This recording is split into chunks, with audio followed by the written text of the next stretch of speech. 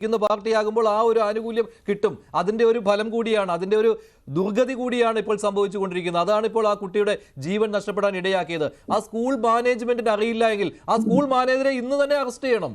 ഒരു സംശയമില്ലാത്ത കാര്യമാണ്. അയാളെ വെറുതെ വിടാൻ പാടില്ല. എത്രയോ വർഷങ്ങളായിട്ട് അതവിടെ ഉണ്ട്, എന്നിട്ടും ഇതൊന്നും അറിയില്ല എന്ന് പറയുമ്പോൾ അത് മാത്രമല്ല, ഇങ്ങനെ കുട്ടികൾക്ക് അങ്ങോട്ട് കയറി പോകാനായിട്ട്, കുട്ടികളാണ്, അവർ എവിടെയും കയറും, അവർക്ക് കയറി പോകുവാൻ സൗകര്യപ്രദമായ രീതിയിൽ അവിടെ ജനാലകൾ പോലും ഇല്ല എന്നാണ്. അപ്പോൾ ഇതൊക്കെ അറിയാവുന്ന സ്കൂൾ മാനേജ്മെന്റ് തന്നെ, അവരാണ് പ്രാഥമിക ഉത്തരവാദികൾ. KSEB രണ്ടാമതാണ് വരുന്നത്. രണ്ടുപേർക്കും ഉത്തരവാദിത്തമുണ്ട്. ശ്രീ ജോർജ്, എങ്ങനെ ഇതിനെ മഞ്ജുഷ, അത്യന്തം ദാരുണമായ ഒരു സംഭവത്തിൽ മരണപ്പെട്ട ഈ മിഥുൻ എന്ന് പറഞ്ഞ വിദ്യാർത്ഥിയുടെ മാതാപിതാക്കളുടെ ദുഃഖത്തിൽ ഞാനും പങ്കുചേരുകയാണ്. ഒരർത്ഥത്തിൽ പറഞ്ഞാൽ കേരളത്തിലെ മനസാക്ഷിയെ വല്ലാതെ ഞെട്ടിപ്പിച്ച ഒരു സംഭവമാണ് ഇന്ന് നാം ചർച്ചയ്ക്കെടുത്തിരിക്കുന്നത്. ഇതിനകത്ത് ഉത്തരവാദികളായിട്ടുള്ള ആളുകൾ ആരാണ് എന്ന് അന്വേഷിച്ചു പോകേണ്ടതിന് വലിയതായിട്ടുള്ള ഒരു വ്യായാമം ആവശ്യമുണ്ട് എന്നെനിക്ക് തോന്നുന്നില്ല. വളരെ മഞ്ജുഷ സൂചിപ്പിച്ചതുപോലെ വളരെ പ്രകടമാണ്. ഇതിനകത്ത് 3 ഘടകങ്ങൾ ഇതിൻ്റെ ഉത്തരവാദിത്തത്തിൽ നിന്ന് ഒരു കാരണവശാലും മാറിപ്പോകാൻ സാധ്യമല്ല. പ്രധാനമായിട്ടുള്ള ഉത്തരവാദി എന്ന് പറയുന്നത് ആ സ്കൂളിൻ്റെ മാനേജ്മെൻറ്റാണ്. രണ്ടാമത്തെ ഉത്തരവാദിത്തം എന്ന് പറയുന്നത് KSEBക്കാണ്. മൂന്നാമത്തെ ഉത്തരവാദികൾ എന്ന് പറയുന്നത് അവിടുത്തെ തദ്ദേശ സ്വയംഭരണ സ്ഥാപനമാണ്. അത് പഞ്ചായത്താണെന്ന് ഞാൻ മനസ്സിലാക്കുന്നു, തേവലക്കര. ഈ 3 ഘടകങ്ങൾക്കും അവരവരുടേതായിട്ടുള്ള പങ്കാളിത്തമുള്ള ഒരു അപകടമാണ് ഇവിടെ സംഭവിച്ചത് എന്ന് പറയുന്നതിന് യാതൊരു ബുദ്ധിമുട്ടുമില്ല. ഇവിടെ മഞ്ജുഷ് സൂചിപ്പിച്ചതുപോലെ ഇത് ഒരു അസാധാരണമായ സാഹചര്യത്തിൽ ഉണ്ടായതൊന്നുമല്ല. കാരണം അവിടെ ഏതാണ്ട് 8 വർഷമായി തകരം മേൽക്കൂരയായി ഉപയോഗിച്ചുകൊണ്ടുള്ള ഒരു ഷെഡ് ആ സ്കൂളിൻ്റെ കോമ്പൗണ്ടിൽ പ്രവർത്തിക്കുകയായിരുന്നു. ആ ഷെഡ് ആരും അറിയാതെ ഒരു രാത്രിയിൽ മുളച്ചു വന്നതല്ലല്ലോ. അത് മാനേജ്മെൻറ്റിൻ്റെ അറിവല്ലാതെ ഒരു കാരണവശാലും ഒരു മാനേജ്മെൻറ്റ് സ്കൂളിൻ്റെ കോമ്പൗണ്ടിൽ ഒരു കെട്ടിടം ഉണ്ടാകത്തില്ലല്ലോ. അപ്പോൾ അങ്ങനെയുള്ള ഒരു കെട്ടിടം ഉണ്ടാക്കിയതിൻ്റെ ഉത്തരവാദിത്വം തീർച്ചയായിട്ടും അതിൻ്റെ മാനേജ്മെൻറ്റിനാണ് എന്ന കാര്യത്തിൽ യാതൊരു സംശയവുമില്ല. അങ്ങനെ ഒരു കെട്ടിടം പണിയുമ്പോൾ സ്വാഭാവികമായി നമ്മളെല്ലാവരും ചെയ്യുന്നത് തദ്ദേശ സ്വയംഭരണ വകുപ്പിൻ്റെ പെർമിഷൻ അല്ലെങ്കിൽ ലൈസൻസ് വാങ്ങിക്കുക എന്നുള്ളതാണ്. ഇപ്പം നമുക്കൊക്കെ കൃത്യമായിട്ട് സർക്കുലർ ഉണ്ട്. ഞാൻ ആ സർക്കുലർ നോക്കിയെടുക്കുകയാണ്. ആ സർക്കുലറിൽ കൃത്യമായി പറയുന്നുണ്ട്. മെയ് 13-നാണ് ഇങ്ങനെയൊരു സർക്കുലർ വന്നിരിക്കുന്നത്. പൊതുവിദ്യാഭ്യാസ ഡയറക്ടർ S. ഷാനവാസ് ആണ്. അദ്ദേഹം ഉത്തരവ് നൽകിയിരിക്കുന്നത് എല്ലാ പ്രധാന അധ്യാപകർക്കും പ്രിൻസിപ്പൽമാർക്കുമാണ്. ബന്ധപ്പെട്ട ജില്ലാ വിദ്യാഭ്യാസ ഓഫീസർ ഇതേക്കുറിച്ചുള്ള നടപടികൾ വേണമെന്നും പറഞ്ഞിരുന്നു.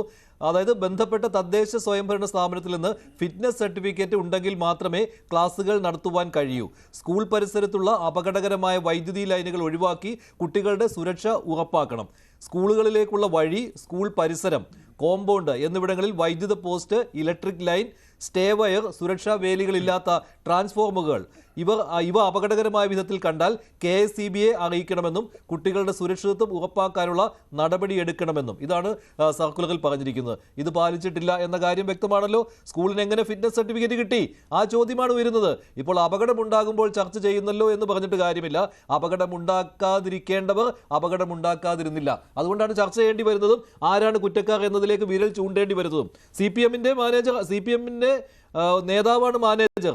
അതുകൊണ്ട് തന്നെ ആ രീതിയിൽ തന്നെ ചർച്ച ചെയ്യേണ്ടി വരും. മഞ്ജുഷ, ഇവിടെ ഈ പറഞ്ഞതുപോലെ ചട്ടങ്ങളുടെ അഭാവമല്ലല്ലോ പ്രശ്നങ്ങൾ ഉണ്ടാക്കുന്നത്.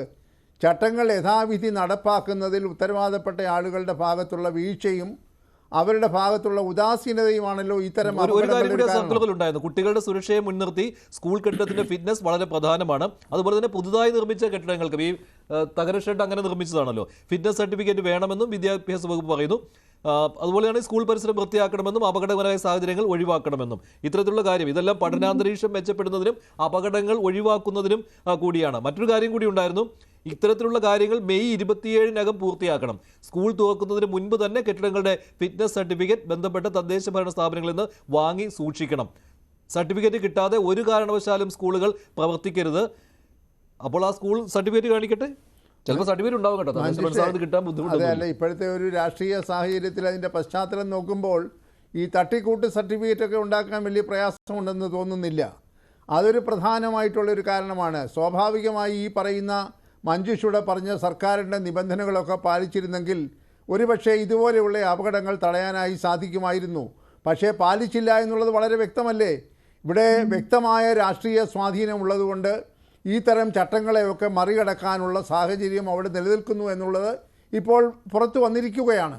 അങ്ങനെ വരുമ്പോൾ അതുകൊണ്ടാണ് തുടക്കത്തിൽ പറഞ്ഞത് ഇതിൻ്റെ മാനേജർ അദ്ദേഹം ഒരു പാർട്ടിയുടെ പ്രവർത്തകൻ അല്ലെങ്കിൽ ഏതെങ്കിലും പ്രദേശത്തെ ഭാരവാഹിയാണെങ്കിൽ അദ്ദേഹം തീർച്ചയായും അതെ CPM-ന്റെ ഭാരവാഹിയാണെങ്കിൽ അദ്ദേഹത്തിന് ഈ ചട്ടങ്ങളൊന്നും ബാധകമാക്കേണ്ട ആവശ്യമില്ലല്ലോ. കാരണം അതുപോലെ അദ്ദേഹമൊക്കെ പോയി പറഞ്ഞാൽ ജീവൻ നഷ്ടപ്പെടുമ്പോൾ അതിന്റെ ഉത്തരവാദിത്വവും അയാൾ ഏറ്റെടുക്കണം. അതാണ് ഏറ്റവും പ്രധാനപ്പെട്ട കാര്യം. പ്രധാനമാണ്. ഇന്ന് ആദ്യ പ്രതികരണം മന്ത്രി വി ശിവൻകുട്ടിയുടേത്. അദ്ദേഹം വളരെ രൂക്ഷമെന്ന് പറയാം. അത് അങ്ങനെയാണ് പ്രതികരിക്കേണ്ടതും. കാരണം ആ സ്കൂൾ മാനേജർ എവിടെ, ആ സ്കൂൾ അധികൃതർ എവിടെ, സ്കൂളിന്റെ പ്രധാന അധ്യാപകൻ എവിടെ, അവരൊക്കെ എന്തെടുക്കുകയായിരുന്നു എന്ന ചോദ്യം അദ്ദേഹം ഉന്നയിച്ചതാണ്. ശ്രീ ശിവൻകുട്ടിയുടെ വാക്കുകളിലേക്ക്. ഇപ്പോൾ സ്കൂൾ അധികാരികൾ ഫിറ്റ്നസ് സർട്ടിഫിക്കറ്റ് വാങ്ങിയിരിക്കുന്നു. അപ്പം അതിനുശേഷമാണ് ഈ ഇലക്ട്രിസിറ്റി ബോർഡിൻ്റെ ലൈനിൻ്റെ പ്രശ്നവും ഒക്കെ തന്നെ വന്നിരിക്കുന്നത്.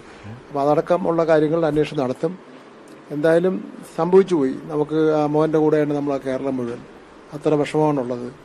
8ാം ക്ലാസ്സിൽ പഠിക്കുന്നു. അവൻ പിന്നെ വേറൊരു കുട്ടിയെ സഹായിക്കാൻ വേണ്ടിയാണ് മുകളിൽ കയറിയത്. അത്ര ആ നിലയിൽ മനസ്സുള്ളവനാണ്. അപ്പോൾ അവൻ്റെ അമ്മയുടെ സ്ഥലത്തില്ല. അപ്പോൾ പിന്നെ അങ്ങനെ ഒരു സാഹചര്യമാണ് ഉള്ളത്. ഗവൺമെൻറ്റിനെ സംബന്ധിച്ചിടത്തോളം തീർച്ചയായിട്ടും എന്ത് സഹായം വേണോ ആ കുട്ടിയുടെയും കുട്ടിയുടെ കുടുംബത്തിനും ചെയ്യുന്നതിന് വേണ്ടിയുള്ള ഇതാണ്. ബഹുമാനപ്പെട്ട മുഖ്യമന്ത്രി ശ്രീ ബാലഗോപാലിനെ അടിയന്തരമായിട്ട് ഇവിടെ ചെന്ന കാര്യങ്ങൾ ഇടപെടാൻ വേണ്ടി പറഞ്ഞു. മുഖ്യമന്ത്രി ഡൽഹിക്ക് പോയിരിക്കുന്നു. അതുകൊണ്ടാണ് സംഭവം. എന്തായാലും ഒരു സമഗ്രമായ അന്വേഷണം തന്നെ ആവശ്യമാണ്.